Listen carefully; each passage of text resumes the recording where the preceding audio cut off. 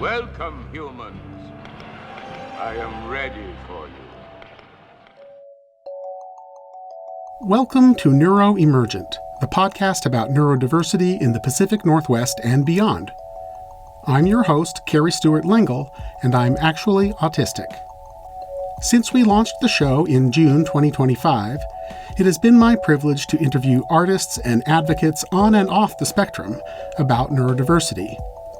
And on today's show, we'll be listening back on some of those interviews to focus on a common theme: diagnosis stories.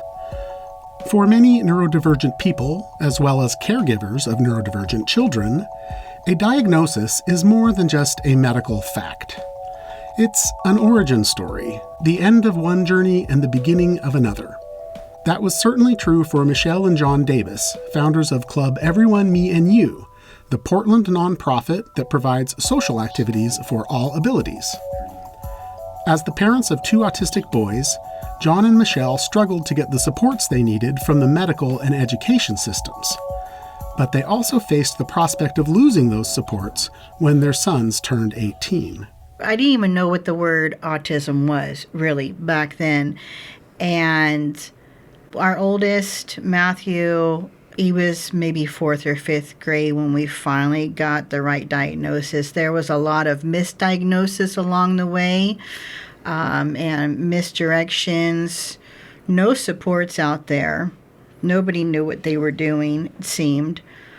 When the school suggested it was Asperger's, I wanted to get our own exam from a doctor, and a psychiatrist said that it was just separation anxiety and to drag him to school. And that kind of made sense. He couldn't do preschool. They had sent him home, and he really enjoyed being around me, so it clicked. And again, not knowing a lot of information about autism personally, and so you do seek out the professionals, and yeah, they steered us to just making him go to school, not knowing that he was being bullied, not only by kids, but even by a teacher.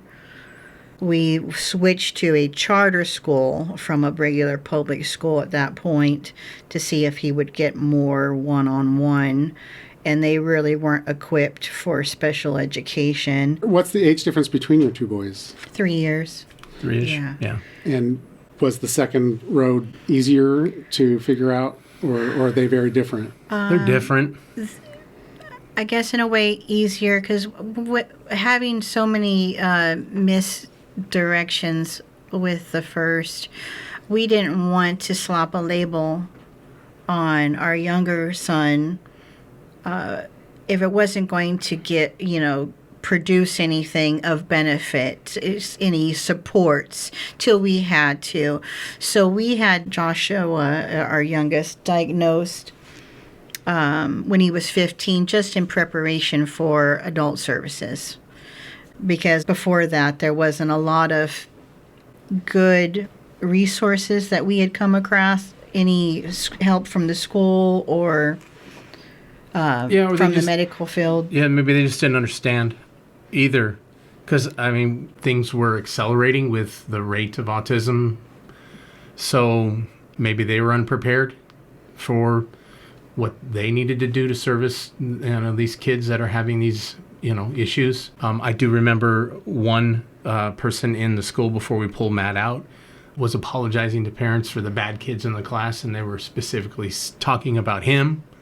So, obviously they didn't know what to do with these kids that were getting picked on and reacting to it, and then they'd have a meltdown, and then they would be the one pulled out of class and be called the bad kid. So that's something that stood out to me that kind of, stuck in my craw, was my kid being called a bad kid, which he really wasn't a bad kid. Mm-hmm. He had his issues. He had his moments of noise and lights and different things that bugged him, and he learned differently, and they were teaching one way, and things would irritate him, and kids knew it. Kids are not dumb, and they would pick on him, and they get a rise out of him, and he then end up being the one getting in trouble. So that's when we decided, let's just homeschool him. The thing with most public schools, It seems like everybody it's set up one way. everybody is a round peg. I hate to use that analogy, but Matthew was struggling in elementary school, for example,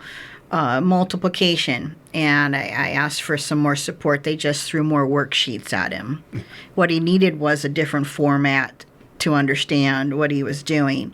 But they just throw more worksheets at you, and it's a one way road on how you learn the material when they should probably Well, again, find a way to reach everybody at their level. Well, and of course, one of the difficulties with all of this, particularly with the schools, is a lot of the things that, autistic people have difficulty with, from the bullying to the sensory sensitivities, that's their autism.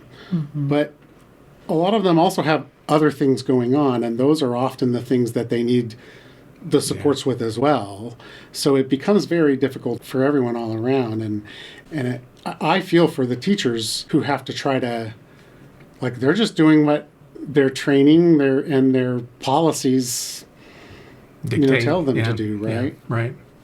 True. And I'm speaking as a mom and wishing that they had found a different way to support and reach my children to help them learn, but I wasn't in the room with 20 other students that they had to help as well. So that's a lot to navigate. This is Neuro Emergent, the podcast about neurodiversity in the Pacific Northwest and beyond. Today, we are sharing diagnosis stories in the form of highlights from some of my 2025 interviews. We just heard from Michelle and John Davis, founders of Club Everyone Me and You in Portland, and the parents of 2 autistic sons. Next, we will hear a son's perspective, and an unusual one at that. Alex Gentry grew up in Medford and graduated from Southern Oregon University in Ashland, where he now works as a freelance writer and content creator. He recently self-published a memoir titled Finding My Verse, an Autistic Creative's Search for Meaning. Alex was diagnosed with autism before entering kindergarten, but his mother chose not to tell him. Here's another quote from your book. One day early in my freshman year, my local school district sent in an autism specialist for me. I didn't know why she was there or what autism was, and didn't feel comfortable having her with me. I told my mom after school that day. Furious, she contacted the school and ordered that the autism specialist never come back to the campus. Since then, I had no special education and had a mainstream education.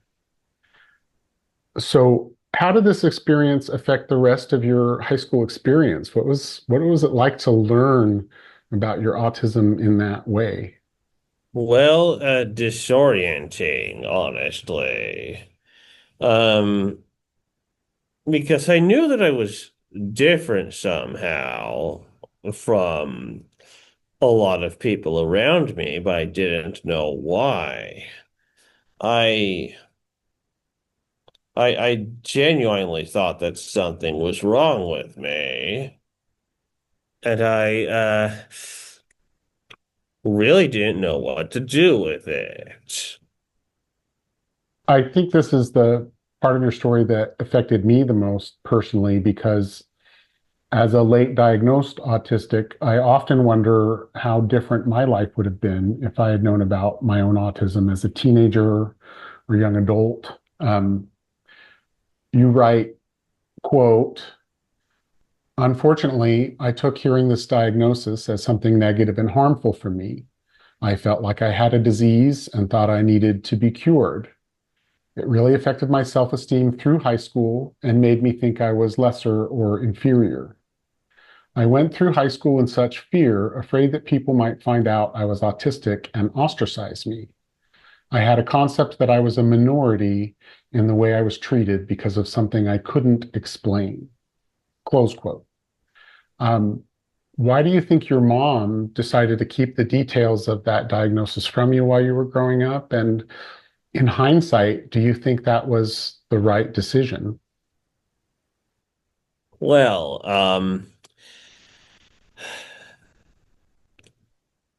I definitely think that she meant well. Like she never intended to cause any harm to me. Um, there was more stigma around autism when I was growing up than there is now. And I think that she was trying to protect me in her own way by, I think she wanted to help me live as normal of a life as possible, whatever normal means. She did talk with me about it when I found out what happened. I remember that she told me that I did not have to worry about it, that it was okay, but I still feel like she should have told me much earlier, so I wouldn't have had that shock. I just wondered why she didn't tell me. You dedicate the book to your mother, who passed away in 2015 after battling stage 4 non-smoking lung cancer. Hmm. And in many ways, the book is really her story as well as yours. You write, my preschool teacher said that I would never be able to write my own name, draw, cut with scissors, read, speak, or function in society. She was frustrated with my tendency to do my own thing rather than what the rest of the class was doing. My mom was angered at what the teacher said, and she did everything she could to prove her wrong. Yes. So I would like to hear a little bit more about your relationship with your mom and what she did in those early years to prove that teacher wrong. She always tried to encourage my autonomy, and she pushed me to want to improve myself and do better. She was always an anchor for me. Late in her life, like a year or so before she passed away, she told me she wanted to write a book together with me about our experiences as an autistic adult and a parent of an autistic adult. So writing this particular book was honestly the best possible way that I could honor her memory.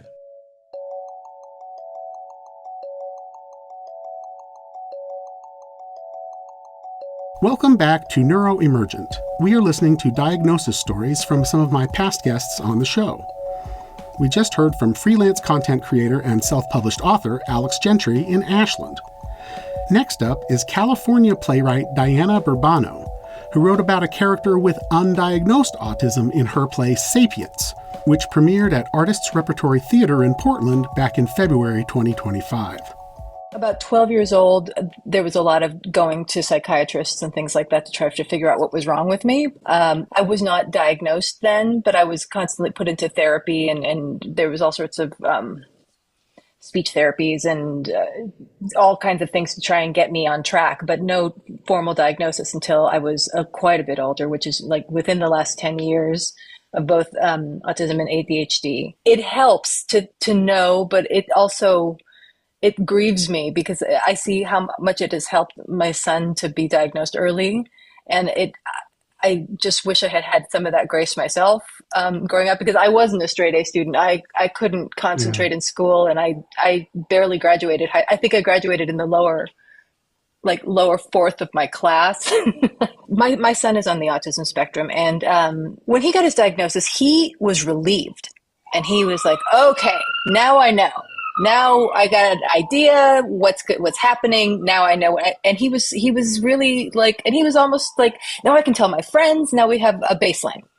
Whereas when I was growing up, it was such a thing you didn't talk about. It was so shameful. And it was, nobody believed that it was possible for me to be on the spectrum because I was not showing the signs that were so stereotypical, that were, Bruno Bettelheim's autism sort of prototype.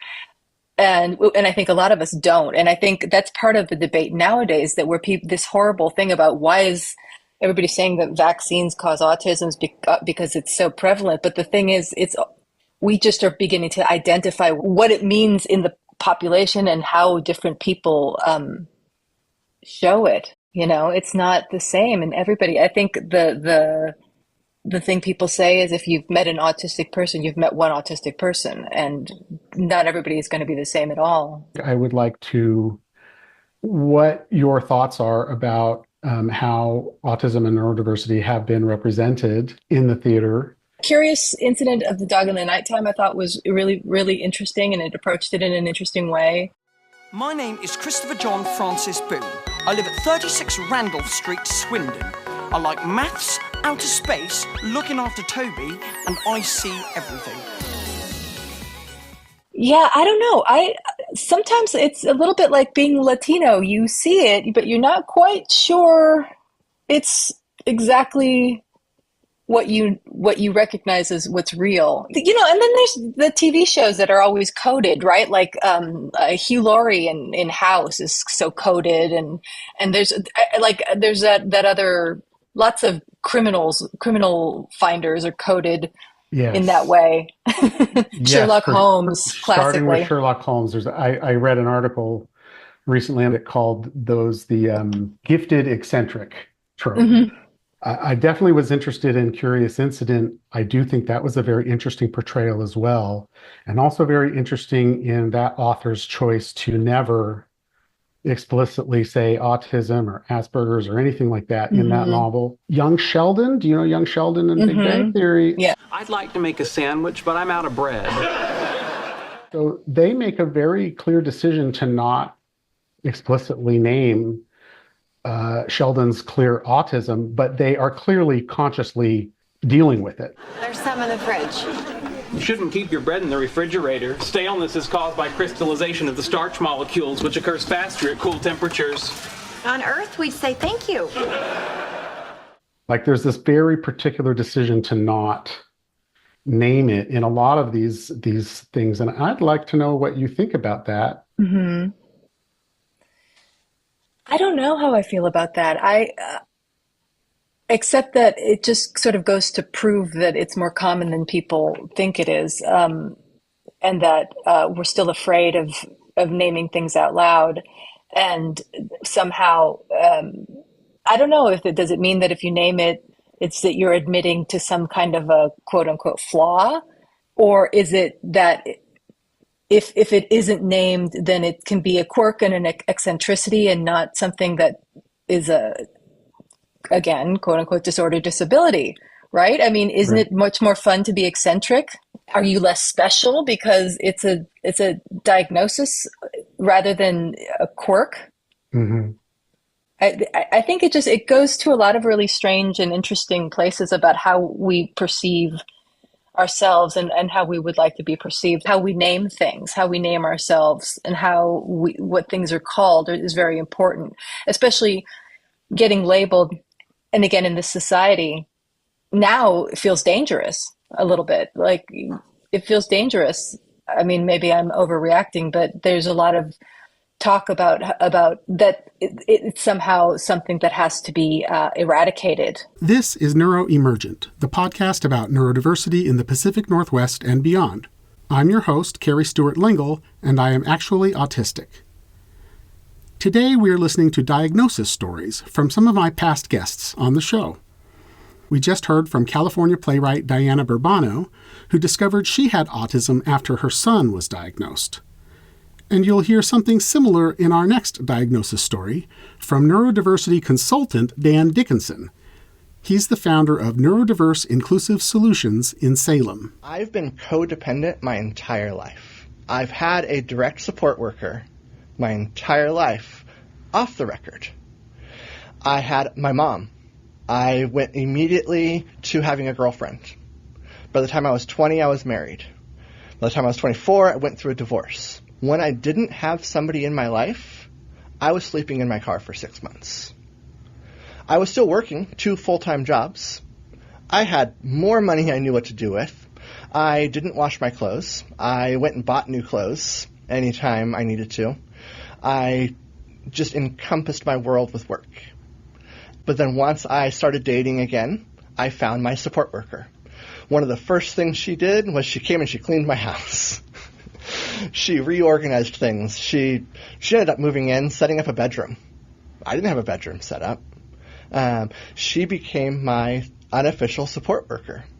And now, 15 years into marriage, she even realizes that. And it's like, well, I feel like I was frauded.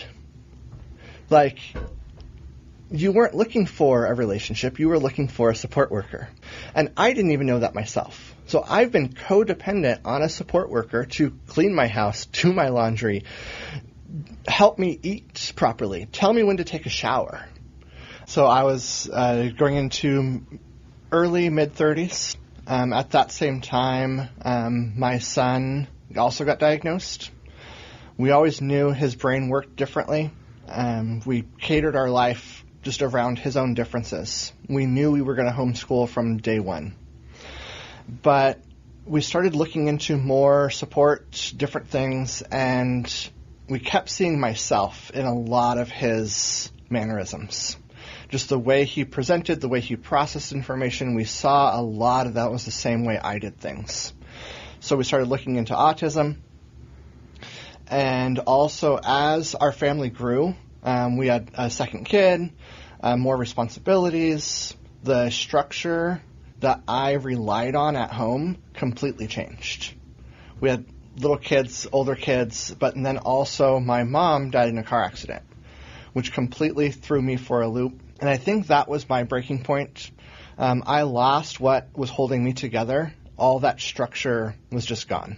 And we actually found somebody in Portland, and we ended up just paying out of pocket. Going through insurance was a nightmare. So got diagnosed up in Portland. I went through the process before my son did, just because I wanted to know what he was going to be put through before I put him through it.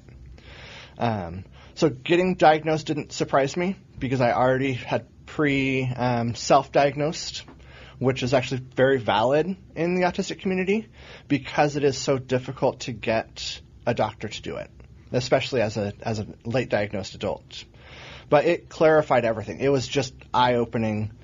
It gave me permission to rebuild my life around who I am rather than who I was supposed to be. And you'll hear this a lot. I discovered that I wasn't broken. My whole life, I thought I was a normal, typical person who was broken. And I studied, I got a degree in communication, and nothing would fix me. So being diagnosed, I kind of got that experience of I'm not broken, I'm just different. Things like high functioning, profound autism, they're not clinical terms. They're social shortcuts that reflect how comfortable someone makes the other people feel. If I compare myself to any low-functioning, stereotypical child, I meet all the same things they do. I just do them in private. Nobody sees the crashes. When I call out of work and I sit in my car and don't tell anybody. When I elope, I'll come down into the living room and there'll just be something that feels off, and I will disappear for 3 hours. And as you say, like, okay, there's a low-functioning child, they walk into a room, if they take off out the door for 3 hours, there's a concern. You leash them. You lock doors. You prevent them from doing that. But I do it too.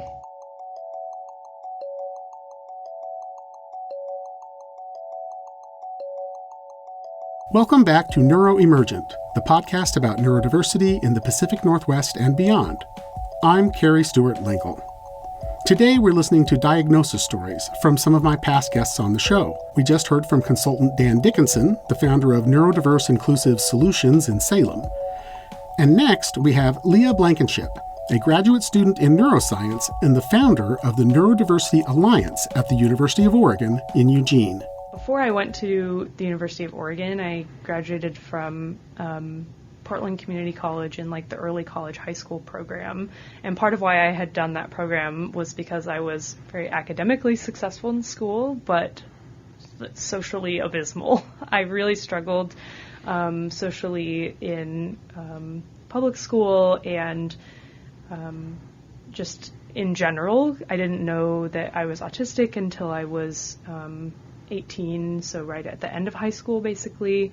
But I was very filled with the pervasive sense that something was wrong with me, or different in a bad way. And I would sometimes go months at a time with basically only ever speaking to my parents and maybe one or two other people, and would just read books and study and didn't really just know how to interact with people. I was very depressed. I was very unwell, but I was very happy academically and got a lot done. And, studying was the place that I could be successful, that I could find self-worth, that I could, accomplish things. And so when I found out that I was autistic, it was like the best thing that ever happened to me, because suddenly there was there's a name for what you're experiencing. And, yes, there are a lot of aspects of being autistic that can be very disabling, but ultimately, it's a different way of being. And there's a lot of things that I have that are, a lot of my strengths were also associated with that. So you said you were 18 when you were diagnosed with autism? I was 18 when I found out that I was autistic, but I didn't receive an official diagnosis until I was 20. I guess you could say self-diagnosed, but not... Like I said, I didn't know any other neurodivergent people. I read a lot about neuroscience all the time throughout high school. That was my thing. And at one point I just came across this article talking about the way that autism can present differently in different gender groups. And, I now, as that I'm a little older and more experienced in the literature, there's a lot of debate around that subject. But regardless, I was reading this article and it was just listing out so many things that are more specific to people who have been socialized female, with those societal expectations of, girlhood and womanhood and all that stuff, and how different that can be. And I was reading it just as a casual, oh, this sounds interesting to learn about, because that's what I did with my time. And I just was stunned. And I was in bed at late at night reading this. So I got out of my bed really quietly because I shared a room with my little sister, and I went downstairs and just started scrolling and reading. And then I was what? I don't know how to feel about this. I relate to so many of these things. And then I looked up all these other lists of just things that autistic people experience or whatever, and ended up going to the family desktop computer and printing out these paper lists, and then just going through with a highlighter and marking down all the things. And by the time I was done, in the middle of the night, I had the kitchen table just covered with these extremely highlighted pieces of paper. And I was oh my gosh, I think I'm autistic. But it took me a long time to ever bring that up to my parents. I was really nervous about, I guess, what they would think, if it would change their perception of me, if they would think, take it seriously, I don't know. But eventually I did, and they were, really understanding. I mean, they always treated me I was just they knew I was very different, but they always thought it was yeah, she's just kind of cool and quirky, so it was a process, but they were supportive and understanding. But the reason I say I kind of found out that I was autistic without a formal diagnosis is that not very long after that, my mom just kind of was at a doctor appointment and just kind of offhand to our family doctor was if someone was suspecting that they might be autistic, what is that? What would a person do about that? And he goes, oh, Leah? She hadn't said, and she was what? And he was you're talking about Leah, right? And that ended up kind of being a complex situation because when I ended up going and talking to him, he was basically like, but your grades are good, so why does it matter? You shouldn't care about that. And so for a while, I was like, I guess, yeah, maybe I don't go get diagnosed because, like, the doctor said, like, I guess I don't need to do that. But then it wasn't very long after that I was like, no, I think it would feel very significant to me, especially as I was considering getting into more advocacy work like I'm doing now. You know, I think if I'm going to be involved in that, I want to have an official diagnosis. And so, you know, I got on like a wait list and eventually did get diagnosed. And what's funny is that the psychologist who diagnosed me, we were supposed to have like a few sessions associated with it, and it was all online because of COVID and all this stuff. But one of the sessions, he like cuts it kind of short, and he goes, you know, normally it takes me longer to do this, but I think I think we're good. Like, you know, like you're kind of exactly what I expect to see for, like, you know, a young woman who's, you know, grown up this way or whatever, and cut it short. So it was pretty obvious to a lot of people, I guess, that I was probably autistic, but it was just not really ever communicated well to me, or a lot of the people who were working with me more directly just never thought of me through that lens. There's just so much bound up in that because, so first of all, there's the diagnosis is of a disorder, right? Yeah. And the definition of the disorder is A, that you have all these symptoms, and B, that they interfere with your ability to live the life you want to live enough that it's a problem. That whole definition feels problematic to me because it sounds like there are a whole lot of autistic people who don't have autism spectrum disorder. You know what I mean? Right. But I also think that the problem to me lies more in our ideas of, like, what does it mean for your life to be impacted, right? And I think, like that doctor that I had when I was younger, there's this idea, it's like, well, if you're financially successful, if you're academically successful, then you're not impacted, because we live in this society that, like, everything is about achievement and money and contribution, right? You know, my perspective now, after being involved in the disability community for so many years, is like, I don't think we all need to be, you know, financially contributing to society to be meaningful and worthwhile and still contributing to the human experience. Like, I have intellectually disabled people in my life that are, like, happy, fulfilled, thriving people, and yeah, they don't have jobs, right? But that doesn't make them any less. This is Neuro Emergent, the podcast about neurodiversity in the Pacific Northwest and beyond. Diagnosis has been an important theme on the show, in part because I myself was diagnosed with autism and ADHD in my late 40s, and I'm still figuring out what it all means. At the top of the show, I said that for many neurodivergent people, a diagnosis is more than just a medical fact. It's an origin story, the end of one journey and the beginning of another. But when I say I was diagnosed with ADHD when I was 46, and with autism when I was 49, what I really mean is I paid licensed professionals to confirm what I had to figure out for myself after being misdiagnosed by other licensed professionals. I point this out not to denigrate the expertise of psychiatrists, psychologists, therapists, or counselors, but rather to acknowledge the complexity of the challenge of understanding what autism is fundamentally, as well as how it relates to commonly co-occurring conditions such as ADHD, obsessive-compulsive disorder, and bipolar disorder. So, while we're on the topic of diagnosis stories, who was the first person diagnosed with autism?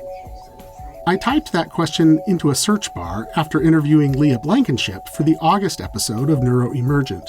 Leah is the founder of the Neurodiversity Alliance at the University of Oregon, and also a PhD student in neuroscience. The first person that was ever diagnosed with autism passed away only like 2 or 3 years ago. Autism is still a very new condition as far as psychiatry is concerned, and so just from that perspective alone, we should be expecting autism rates to still be increasing. It was a striking fact, and I wanted to know more, especially because autism wasn't officially recognized as a diagnosis by the American Psychiatric Association until 1980. Nevertheless, all the chatbots agree that the first person diagnosed with autism, way back in 1943, was Donald Triplett. I've always known Don. I don't remember not knowing Don. We knew that Don was a little different. Institutionalized briefly as a child, Triplett was gifted in math and music and worked much of his life as a banker in his hometown of Forest, Mississippi, population 5,000, where he died in June 2023 at the age of 89. Just 6 months earlier, his story was featured in a PBS documentary titled In a Different Key, based on the book by John Donvan and Karen Zucker. He is the first person to be ever diagnosed with autism. At the time, autism wasn't even a word. So, how could Donald Triplett be diagnosed with autism in 1943 when autism wasn't a thing in 1943? The answer is that he helped make autism a thing. You might say he was the first person diagnosed with what would later be recognized as autism, but even that statement requires an asterisk. Triplett was Case 1 in a 1943 medical paper by Leo Kanner titled Autistic Disturbances of Affective Contact. Kanner was a clinical psychiatrist at Johns Hopkins Hospital in Baltimore, and he had treated a total of 11 children who exhibited what we now recognize as the telltale traits of autism, including sensory sensitivities, repetitive movements, delayed language development, and meltdowns or temper tantrums. 3 of the 11 children were girls, a higher percentage than current rates of diagnosis, by the way, so you can't blame Kanner for the persistent myth that only boys can be autistic. But his big breakthrough, scientifically speaking, was identifying autism as something other than childhood schizophrenia. His proposed name for the new diagnosis? Kanner syndrome, of course. Kanner got a lot of things wrong about autism. He helped spread the myth that autism was caused by cold and distant mothers, for example. Even so, it took nearly 4 decades for the psychiatric profession to catch up to Kanner. As I mentioned earlier, autism wasn't officially recognized as a diagnosis until 1980, when it was added to the Diagnostic and Statistical Manual of Mental Disorders. It was called infantile autism, not Kanner syndrome, and by definition, the symptoms of infantile autism had to present before 30 months or 2.5 years of age. Those symptoms included, quote, pervasive lack of responsiveness to other people, gross deficits in language development, and, if speech was present, peculiar speech patterns such as immediate and delayed echolalia, metaphorical language or pronoun reversal, and bizarre responses to various aspects of the environment. Close quote. Older children or adults with similar symptoms were diagnosed with a pervasive developmental disorder, a term that is no longer used. So when we say that Donald Triplett was the first person diagnosed with autism, what that really means is that he was the first person diagnosed with a particular subtype of autism spectrum disorder, widely known as infantile autism or, these days, classic autism. If you put aside all the complex terminology, who was the first actually autistic person to be identified as such? Was it Donald Triplett, or was it someone else? Enter Hans Asperger. Leo Kanner died in 1981, the year after he saw his infantile autism diagnosis make the diagnostic manual. But just 2 months before Kanner's death, British psychiatrist Lorna Wing published her own history-changing paper, in which she proposed a new diagnosis called Asperger syndrome. She wanted to highlight the pioneering work of Hans Asperger, an Austrian researcher with his own binder full of childhood autism cases dating back to 1938, even though he didn't start publishing in German until 1944, a year after Kanner. So, why have I taken us down this rabbit hole about psychiatric research papers? Because the confusions of the past are what led to the delusions of the present.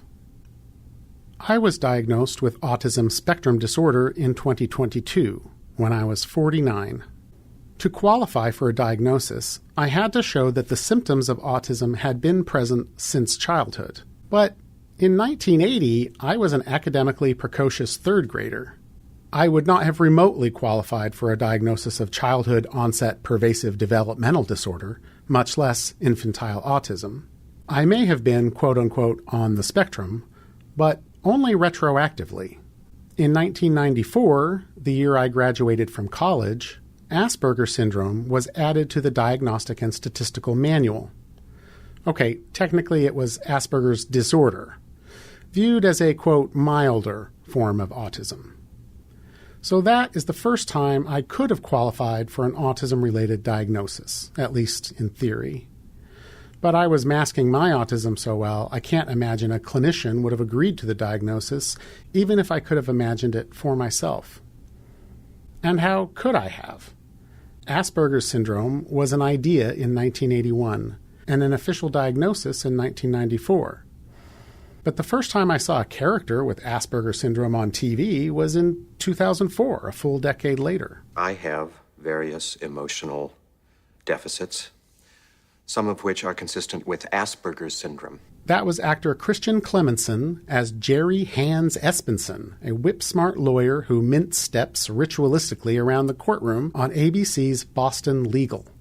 You know, because comorbid OCD. All my life, I have been picked on for being weird. In 2013, the 5th edition of the Diagnostic and Statistical Manual, or the DSM-5, folded all autism-related diagnoses into one big, happy autism spectrum disorder. But the stereotypes associated with Asperger's syndrome persist. Most of us absorb these stereotypes through popular culture, but those fictional depictions all draw on science and scholarship, on research papers. And so the confusions of the past become the delusions of the present. The biggest example when it comes to autism is Rain Man.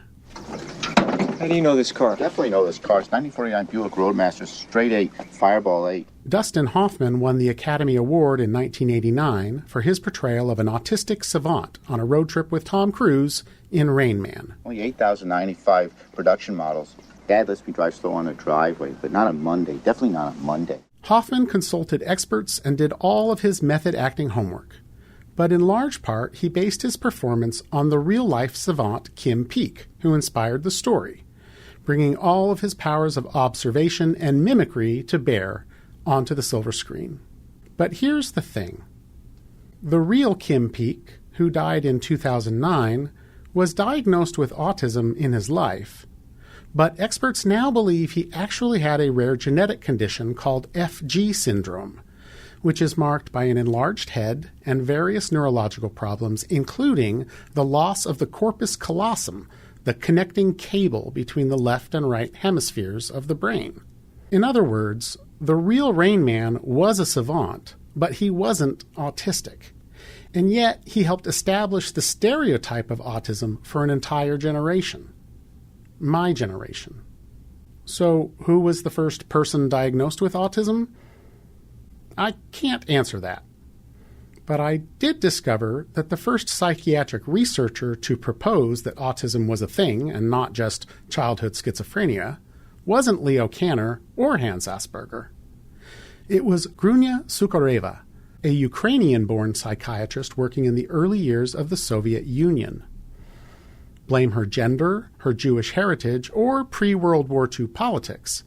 But Sukhareva went uncredited by Asperger, just as Asperger went uncredited by Kanner.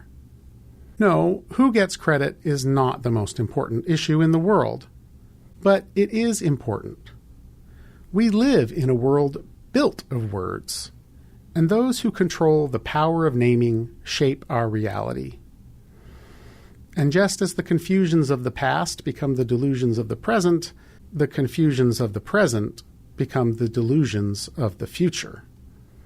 Something to think about when the presidentially appointed, Senate-approved Secretary of Health and Human Services announces that the cause of the quote-unquote autism epidemic is Tylenol.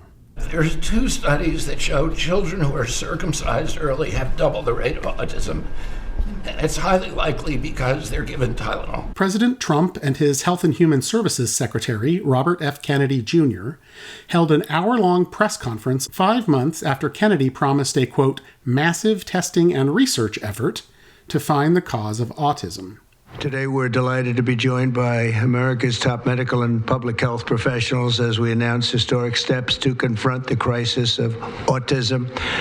Horrible, horrible crisis. Never mind that scientists have been researching autism since the 1930s.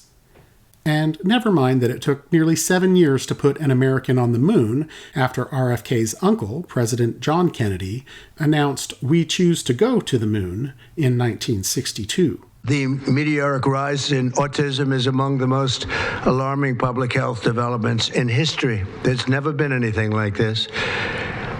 Just a few decades ago, 1 in 10,000 children had autism. So that's not a long time. And I've always heard, they say a few, but I think it's a lot less time than that. Okay, just for the record, according to the National Autistic Society, the earliest estimate of the rate of autism was in a study performed in Middlesex County, England in 1966. That was almost 6 decades ago. And the estimated autism rate in children was 4.5 per 10,000, not 1 per 10,000. So I've been waiting for this meeting for 20 years, actually. And it's not that everything's 100% understood or known, but I think we've made a lot of strides. Wait, didn't Kennedy promise what was the quote? Massive testing and research effort to find the cause of the autism epidemic by the end of September? So what's the answer? I always had very strong feelings about autism and how it happened and where it came from. It's turning out that we understood a lot more than a lot of people who studied it, we think. And I say we think because I don't think they were really letting the public know what they knew. Okay. And by the way, I think I can say that there are certain groups of people that don't take vaccines and don't take any pills that have no autism. Does that tell you something? That's currently. Is that a correct statement, by the way? There are some studies that suggest that, with the Amish, for example. The Amish, virtually. I heard none. See, Bobby wants to be very careful with what he says, and he should, but I'm not so careful with what I say. It is disheartening, to say the least, to hear what can only be described as misinformation about autism being trumpeted from the biggest bully pulpit in American history. No, Tylenol doesn't cause autism, nor do vaccines, or early circumcision for that matter.